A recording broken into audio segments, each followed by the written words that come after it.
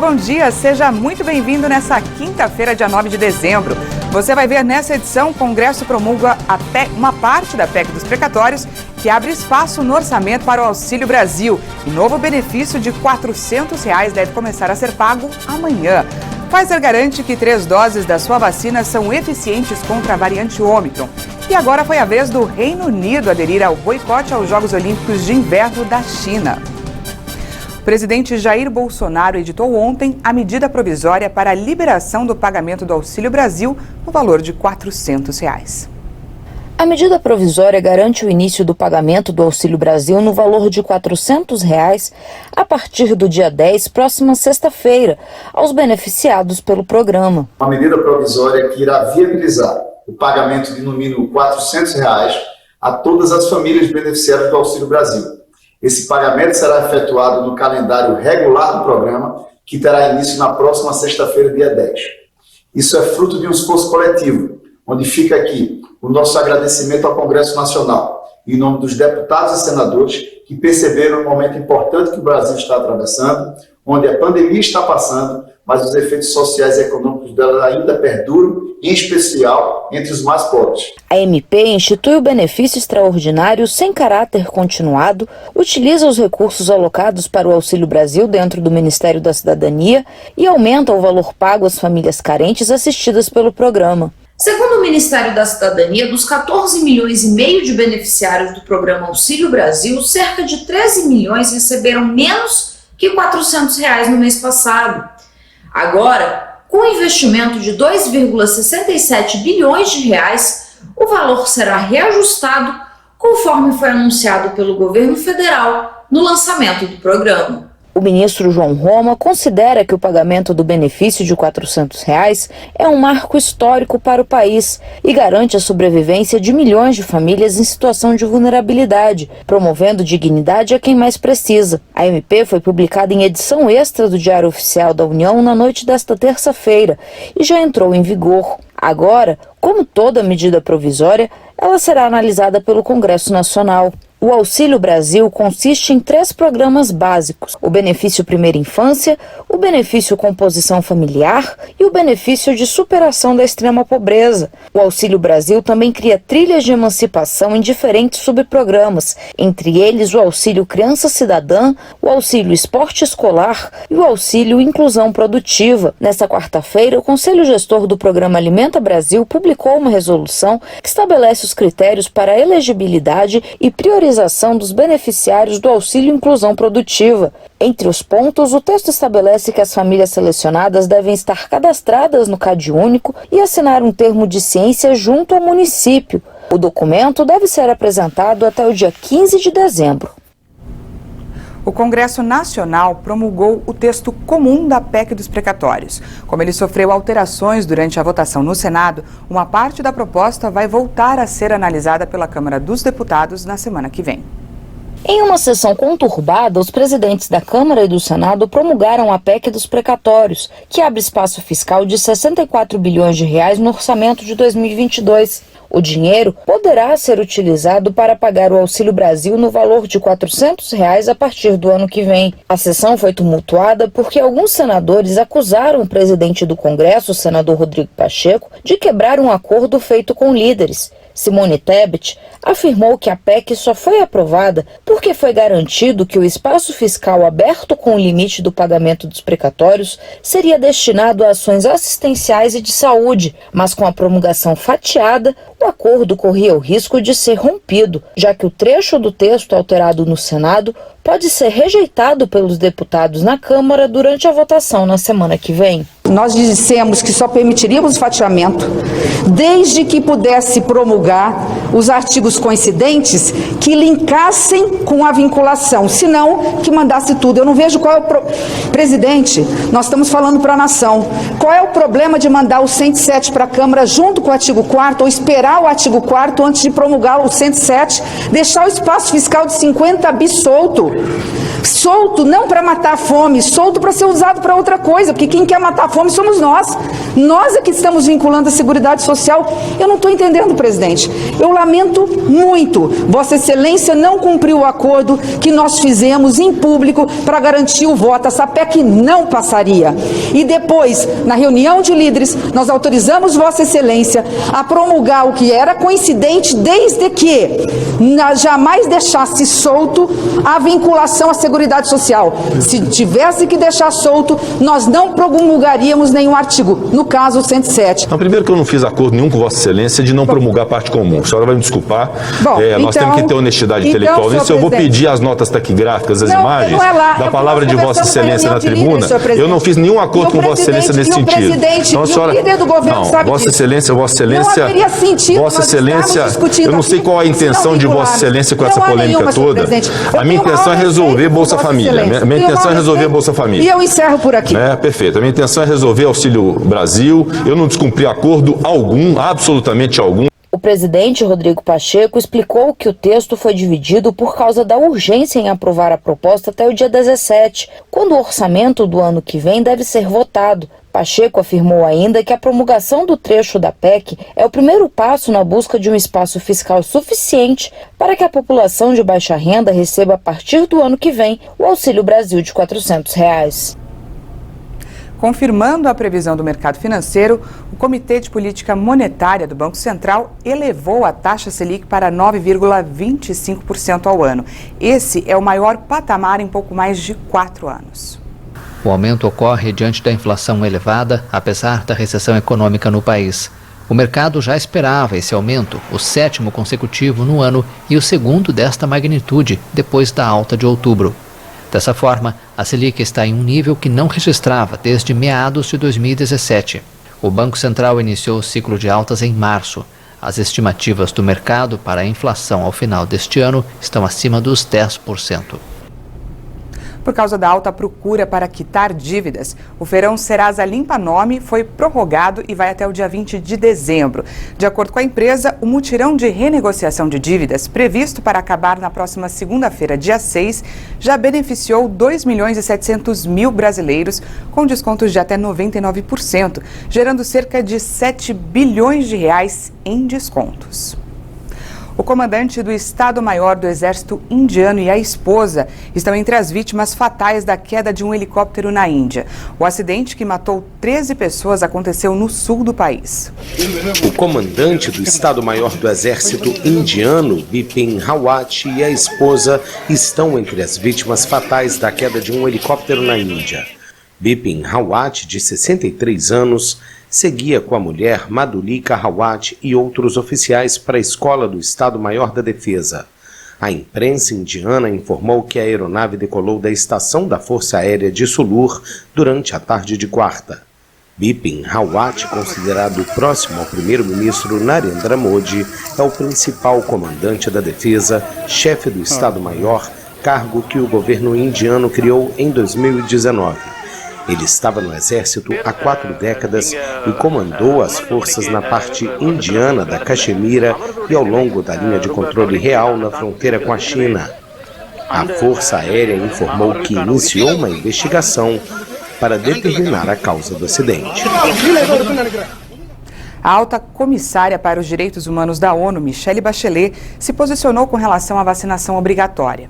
Vamos conferir o que ela falou. Em nenhuma circunstância deve ser administrada a vacina à força às pessoas, embora a recusa em cumprir uma política de vacinação obrigatória possa acarretar outras consequências jurídicas, incluindo, por exemplo, multas adequadas.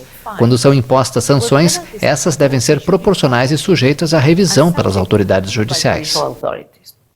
A alta comissária afirmou ainda que os objetivos dos países que planejam adotar a vacinação obrigatória contra a pandemia são do mais elevado nível de legitimidade e importância. Mas ela insistiu que a obrigatoriedade da vacinação só deve ser utilizada quando necessário para alcançar objetivos imperiosos de saúde pública e apenas quando medidas menos invasivas, como o uso de máscaras e o distanciamento social, não conseguem atender os objetivos de saúde pública. A Pfizer-BioNTech anunciou que a sua vacina é eficaz contra a variante Ômicron do coronavírus depois de 3 doses. Em comunicado, a farmacêutica acrescentou que um imunizante adaptado para a prevenção da nova cepa estará disponível até março de 2022.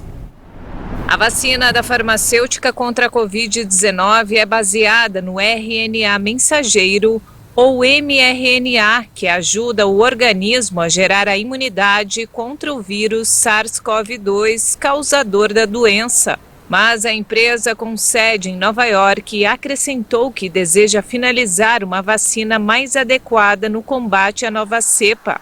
O texto informou que um novo imunizante vai estar disponível até março de 2022. De acordo com estudos realizados pelos laboratórios, a variante Ômicron pode não ser suficientemente neutralizada após a administração de 2 doses da vacina.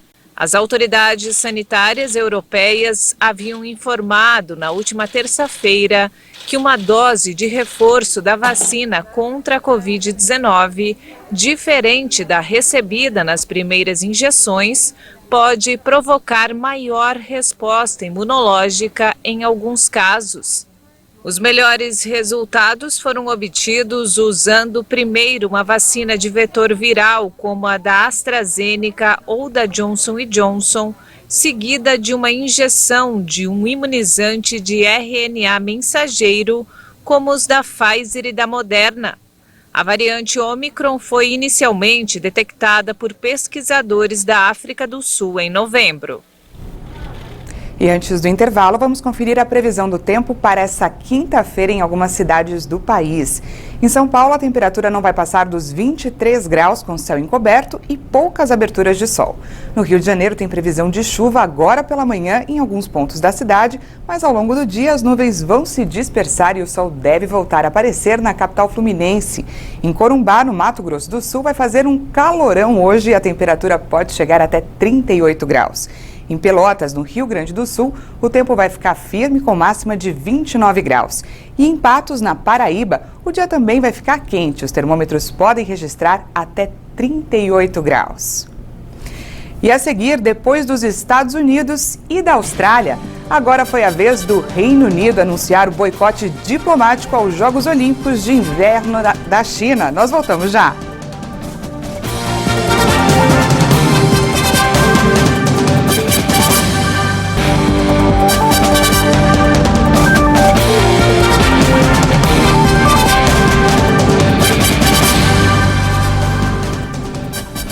Estamos de volta ao vivo, agora são 8 horas e 46 minutos no horário de Brasília.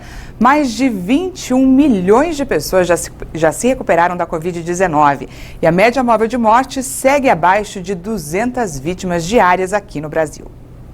Em 24 horas, o Brasil registrou mais 233 novas mortes por Covid-19. Agora são 616.251 vítimas da doença no país. Também foram somados mais 10.055 novos casos de um dia para o outro. São mais de 22 milhões e 167 mil diagnósticos de coronavírus confirmados desde o início da pandemia. A média móvel de mortes por Covid é de 184 vítimas. Está abaixo de 300 pelo 37º dia seguido. Já a média móvel de casos indica 8.819 novos registros diários. A tendência é de estabilidade. No mapa da evolução da doença por regiões, hoje 4 estados apontaram alta: Maranhão, Mato Grosso do Sul, Minas Gerais e Sergipe. Já em estabilidade, agora estão 4 estados: Pará, Piauí, Rondônia e São Paulo. 19 unidades da federação apresentaram queda: Acre, Alagoas, Amapá, Amazonas, Bahia, Ceará, Distrito Federal, Espírito Santo, Goiás, Mato Grosso, Paraíba, Paraná, Pernambuco, Rio de Janeiro, Rio Grande do Norte, Rio Grande do Sul, Roraima, Santa Catarina e Tocantins. E vamos ao vacinômetro. Já foram aplicadas no Brasil 317.474.000 doses de vacinas contra a Covid. O Brasil se aproxima de 75% da população vacinada com uma dose. Segundo o Ministério da Saúde e as secretarias estaduais de saúde, mais de 159 milhões e 901 mil pessoas tomaram a primeira dose. Isso representa 74,96% da população, enquanto mais de 138 milhões e 249 mil brasileiros tomaram a segunda dose, o que representa 64,81% da população. E a dose de reforço já foi aplicada em mais de 19 milhões e 322 mil pessoas, 9,6% dos brasileiros. Em um dia, mais de 1.150.000 doses foram aplicadas. E começa a valer nesse sábado a medida que obriga os viajantes que entrarem no Brasil por via aérea a apresentar teste negativo para a Covid e comprovante de vacinação. Quem não estiver imunizado vai precisar fazer quarentena de 5 dias na cidade de destino.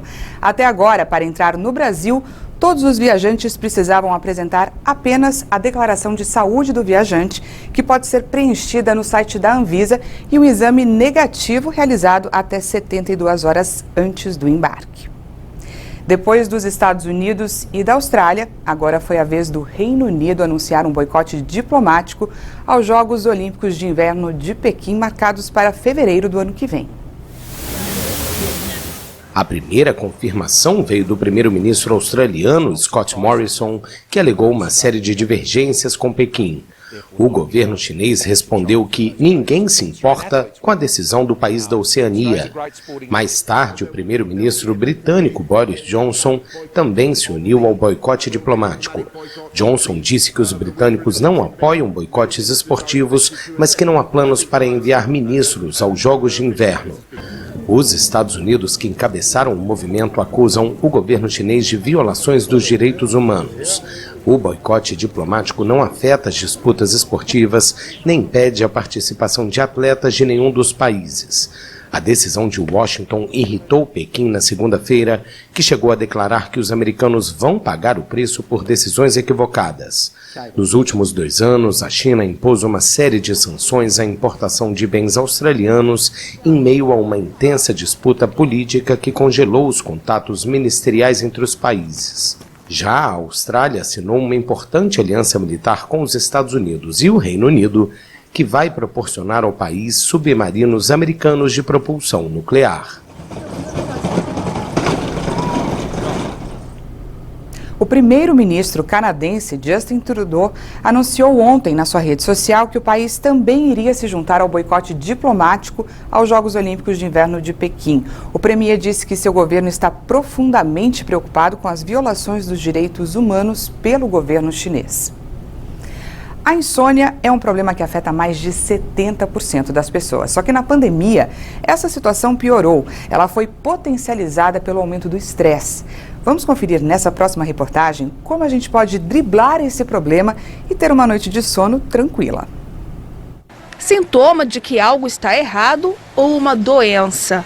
A verdade é que a falta de sono tem preocupado cada vez mais as pessoas. Há quase 10 anos, o Danilo luta contra a insônia, que no caso dele acontece em momentos pontuais.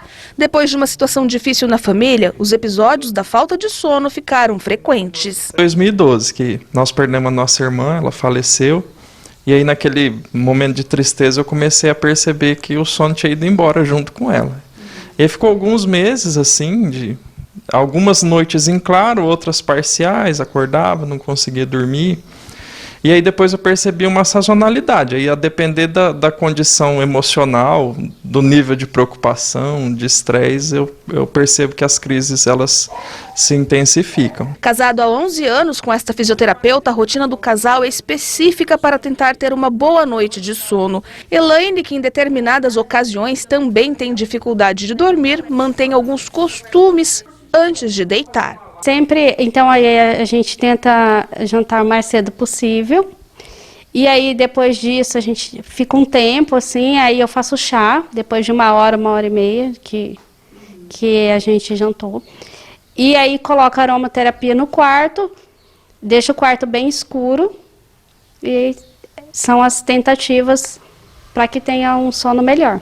Mas para entender melhor do que se trata toda essa mudança no sistema que rege o sono, vamos primeiro entender o que é a insônia. A insônia ela é uma dificuldade de você iniciar o sono, manter ou despertar precoce, mas dentro das condições ideais do sono, né? Quando o paciente vem dizendo que tem um quadro de insônia, você tem que avaliar se às vezes esse paciente tem uma privação de sono, está se pondo para dormir num horário mais restrito por alguma necessidade do dia a dia dele, se ele tem um ambiente adequado ali no momento que ele vai dormir, se ele tem outras condições como uma ansiedade muito grande, né, que isso dificulta o sono dele, o que está acontecendo ali ao longo do dia, não somente à noite com o paciente. Olha só que dado interessante, uma pesquisa realizada pela Academia Americana de Medicina do Sono entrevistou diversas pessoas ano passado, no começo da pandemia, e 20% dos entrevistados comprovaram que tinham algum problema para dormir. Este ano, 10 meses depois, a pesquisa foi refeita e o percentual aumentou. Agora, 60% dos entrevistados relataram algum problema para dormir. A gente tem essa conhecimento de que o vírus ele tem um neurotropismo que chama, então ele causa essa questão da alteração da memória e alteração do sono também, fora os pacientes que tiveram internados, né, e também tem alteração em relação ao quadro de sono. Ainda de acordo com o especialista, é importante manter, além da qualidade de vida, a rotina, a prática de exercícios físicos, também a higiene do sono. A atividade física ajuda muito, então uma atividade física procurar não ser no período da noite, mas cada um tem o seu perfil. De acordo com a faixa etária, a gente tem cada necessidade de sono. E além disso, a gente tem os cronotipos, que é o perfil de cada um em relação à necessidade de sono. Então, a gente tem paciente que é mais vespertino, a gente tem paciente que é mais matutino, ou seja, paciente que acorda cedo, vai dormir muito cedo, e tem aqueles pacientes que vão dormir muito tarde e acordam muito tarde. Tem paciente que tem necessidade de 6 horas de sono, tem paciente que tem 8 e tem paciente que tem mais. A questão é você avaliar, quando você acorda, você tem a sensação que você teve um sono restaurador, que você dormiu bem, que você acordou mais disposto, isso é extremamente importante. Essa edição fica por aqui. Muito obrigada pela sua companhia. Às 10 horas tem mais informações com a Patrícia Velenic. Eu volto à 1 da tarde e espero você. Até mais.